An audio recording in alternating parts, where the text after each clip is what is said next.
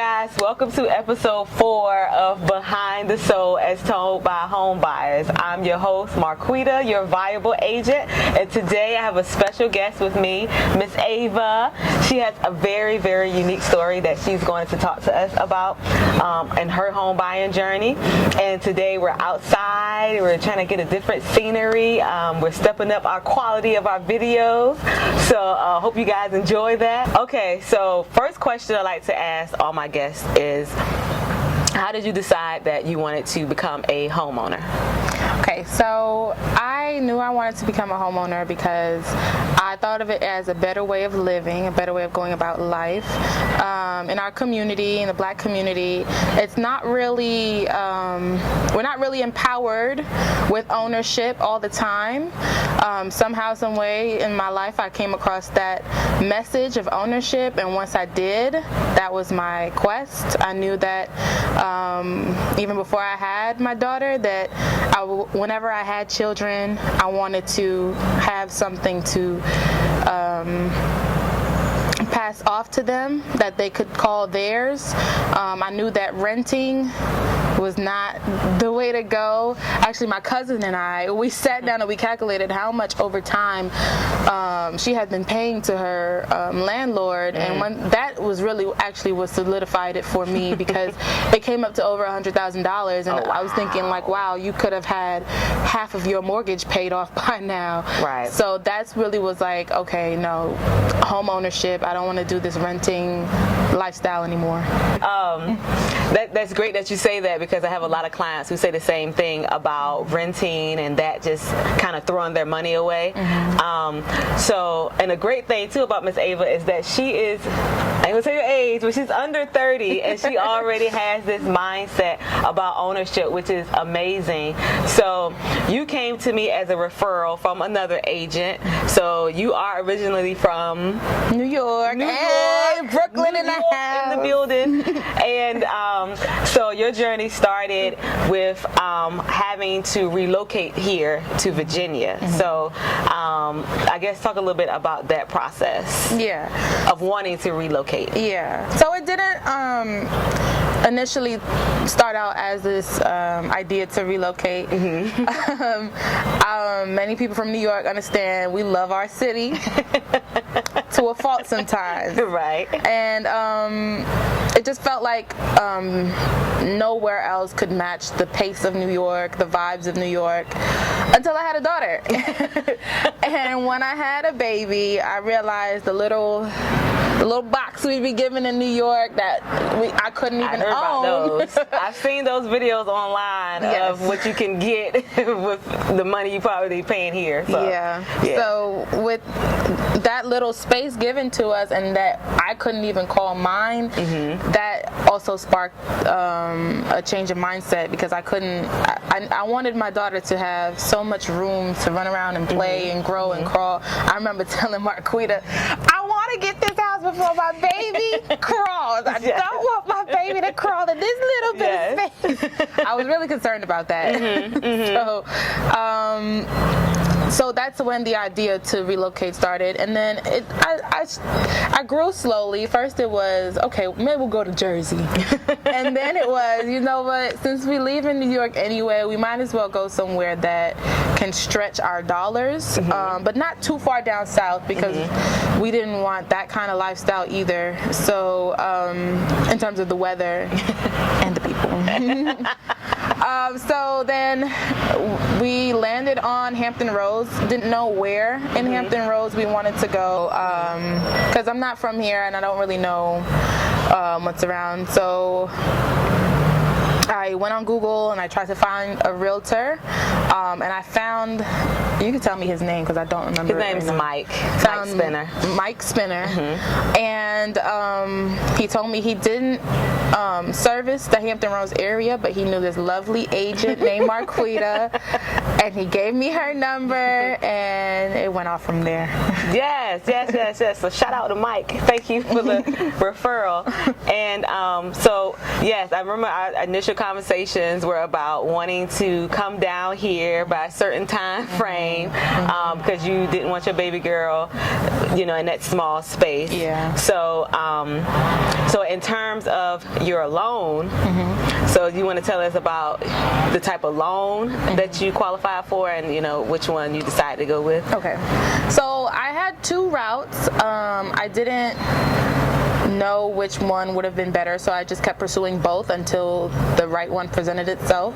And the two routes were, I'm a veteran, so I qualify for the VA home loan, and I also heard about a program called NACA, NACA. Yes, NACA. And so they also try to help first-time home buyers, giving them below market interest rates and help with closing costs.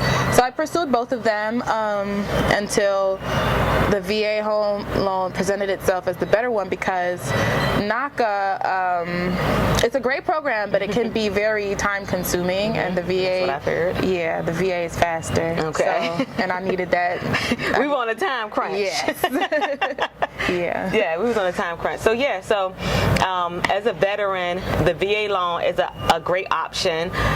One of the greatest perks of the VA loan is not having to pay a down payment. So anybody out there that are veterans or know any veterans, have them look into that type of loan, because that's a great option to get into home ownership. So we talked a lot over the few months while you were making that transition, and then when we finally met first face to face, I always tell people the home search can either be the shortest part of the process or the longest part of the process. But for you, it was pretty quick. It was pretty quick. We had a weekend to find the home. Yeah.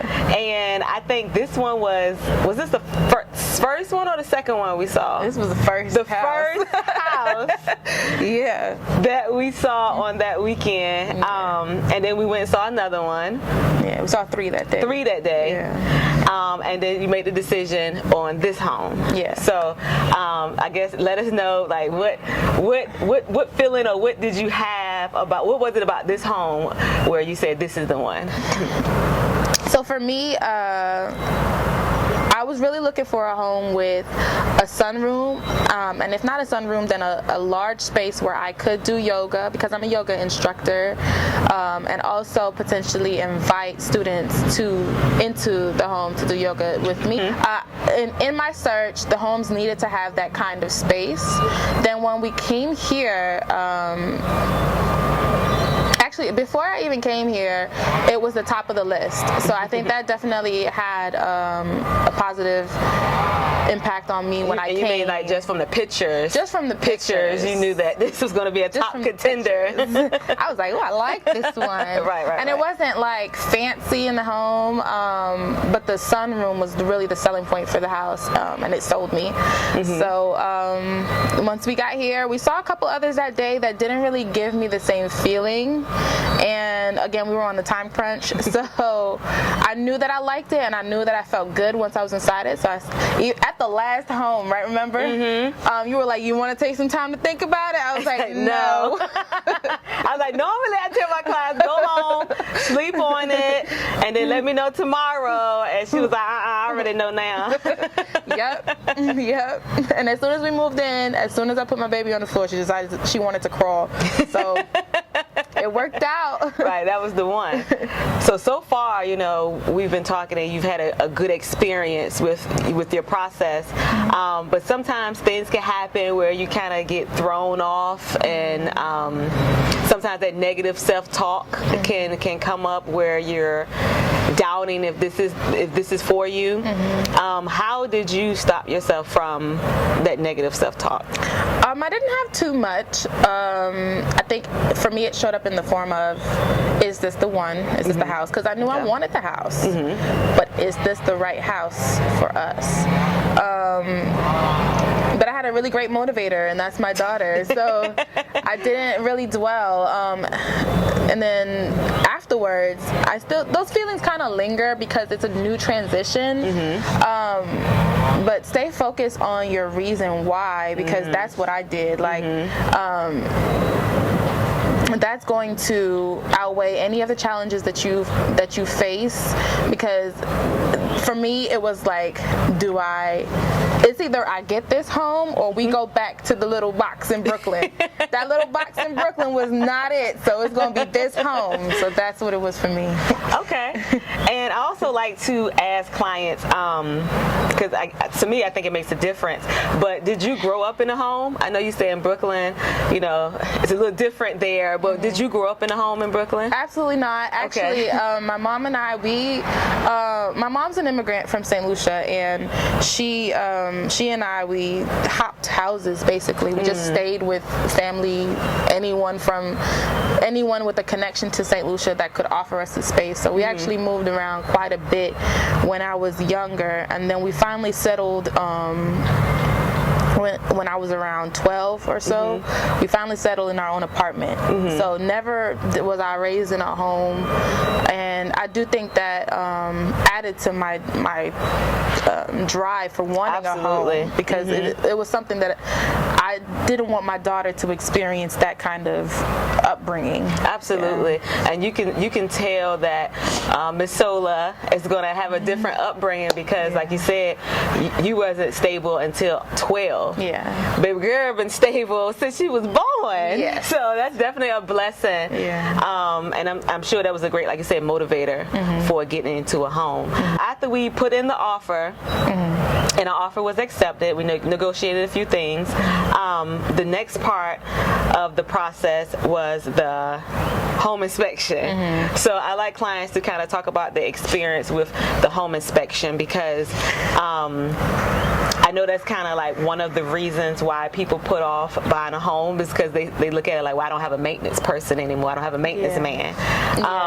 So we always talk about the home inspection and why that's important. So can you tell us your experience with that? Yeah, that was actually a point of anxiety for me. I have seen on HGTV, lovely channel, that there's plenty of times where people purchase homes and it looks great on the outside, and then quickly afterwards the house starts falling apart and they realize it's a money pit, and what happens after that, they don't even show what happens after that. Right. So it definitely caused some anxiety, the home inspection, but I felt like I had a great hand walking through it, which was Marquita. She's very knowledgeable, because when we got up there, we're not like sitting back, relaxing, letting the inspectors do what they do. No, we're like, okay, let's see. What's this? Okay. And explain that again. And so we're like examining the home thoroughly along with the inspector. The inspector was actually wonderful as well in terms of education, in terms of thoroughness. So before it happened, it was a lot of anxiety. Afterwards, there was a lot of trust that if there were to have any problems, that those problems would be addressed. There we go. Absolutely, yes. We definitely addressed a lot of issues with the home. Also, we all the way up to closing, we wanted to make sure that everything that they said they were going to do. Yes. We wanted to make sure that they did it. Yeah. So that was your experience with the home inspection. In terms of the loan process, again, going back to the VA loan, was that a difficult process with dealing with the VA loan, or was it simple, or I would say it's simple. It was just like new, so there was so many things that I needed to gather, needed to just get through. It wasn't hard, and it wasn't simple either. It just was just did what they asked you to do, basically. Yeah. Just basically do what they asked you to do. So one question that everybody always asks me is about first-time homebuyer programs. So was that something that you used with your VA loan, a first-time homebuyer program? No. Okay. You did tell me about it, and it was an option, and I think the priority for me though was the sunroom, because I wanted a way to work to ensure that I can keep my home. So that was the priority, and because the the first time homebuyer program, it only like allotted me a certain amount of home that I could purchase. That didn't really match up with the type of home that I was looking for and the amenities that I wanted and to fit my lifestyle. So at one point too, it was like, no, I'm going to stick with the home buying program. I'm going to stick with the little budget that they gave me. But then once I started looking at the houses, it didn't match up, and Okay. so I'm glad you said that, because a lot of times people think, I'm a first-time home buyer, I should just automatically get first-time home buyer funds. But what I always emphasize is that there are stipulations with these first-time home buyer programs, and you're the fourth guest that I've had that has not used the first-time home buyer program because of the stipulations and guidelines. I mean, if you fall in line with the stipulations and guidelines, it's a great program to use, but once you get in it, you will realize whether that's for you or not. So getting into the end of the process, once we got to closing and you moved in, one question that I had from a viewer was, do you have buyer's remorse? That's a good question.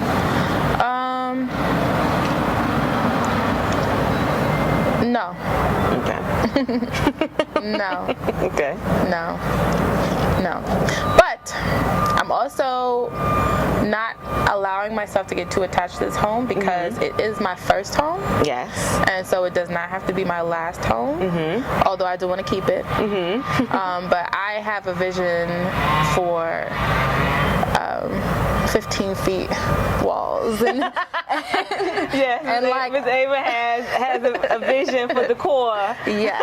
Okay, I want my $1 million mansion someday. Absolutely. So, but I do not regret buying this home at all. Thank you for being honest with that.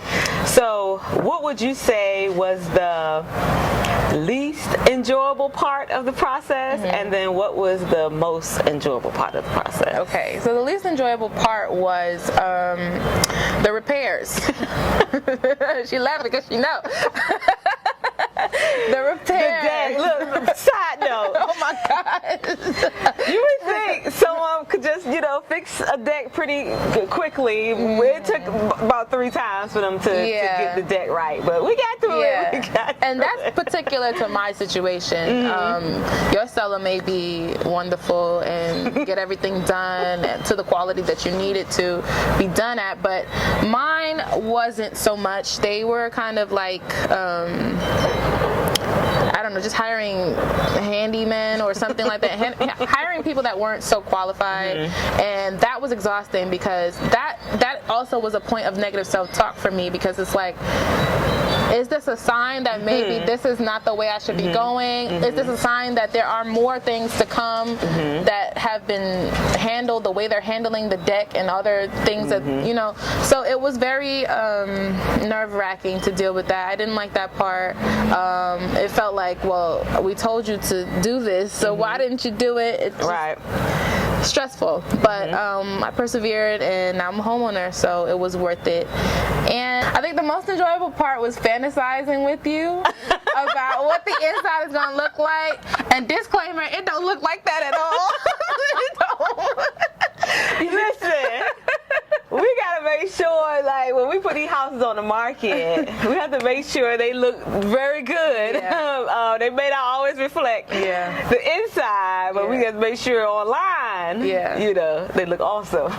I love thinking about what my ensuite bathroom was gonna look like, and what my beautiful sunroom was gonna look like. See, this is what happens when you watch too much HGTV. Stay off HGTV.